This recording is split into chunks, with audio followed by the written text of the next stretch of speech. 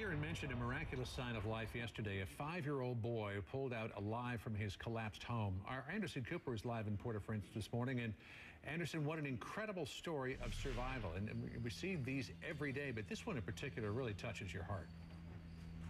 Yeah, I mean, John, we were kind of stunned. We happened to be at General Hospital when the little boy was brought in by his uncle, clutching, onto his uncle's neck.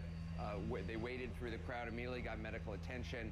This little boy, Manly Elise, 5 years old, his uncle was digging. His uncle says he was digging through the rubble of Manly's parents' home. The parents, he believes, are dead. He was trying to find their bodies, and then he heard little Manly saying, "I'm here, I'm here." That he and 5 of his friends continued to dig. They had a flashlight. They shined the light. They heard Manly say, I see the light. I see the light. You have given me light." And they took him out. They brought him to the hospital.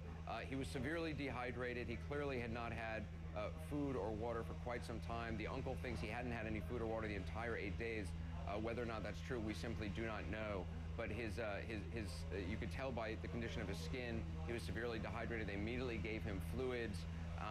And even in the hour to hour and a half that we were there with him, watching the nurse and the doctor from the International Medical Corps working on him, you could see him slowly get better. He was able to cross his legs, which the doctor, Colleen Buono, took as a sign that the fluids were starting to have their effect. The little boy kept saying, I'm thirsty, but they don't want to give too much food or too much water at once when someone hasn't had any for that length of time. But they believe, as of now, he's doing okay. Thank goodness. And I mean, again, as you said, these are the small stories, these small miracles that we're seeing everywhere that still give people hope. But, the overall situation, and I was watching some of your reporting last night, where you're talking about the fact that these people haven't gotten any help and this aid is not getting to them. And in some cases, the people that are in charge of bringing these convoys are saying we're waiting for a security detail. You questioned whether that was really being overblown. What is the situation, and have you gotten an answer about why it's taking so long for these supplies to get to these medical hospitals? Yeah, well, let me just say for the record, there are a lot of good people here trying to do the best they can. It's a chaotic situation. There's no infrastructure. The Haitian government is really functioning on a very low level, if that, at best. That being said, it's pretty clear now that there has been a bottleneck of supplies at the airport. Even if they get to the airport, getting them out is slower than it should be. I think there's a couple things at work here, and now we're hearing from one administration official who's saying that they are acknowledging privately that there are some problems that they are trying to fix and trying to address and that they're aware of. But there hasn't been the priority on getting emergency medical aid in. There hasn't been that priority. They've been trying to sort of get everything in at once. So they're getting in bulldozers, heavy equipment. They're getting in food, which is kind of more of a long-term thing, or even something that can, several days thing.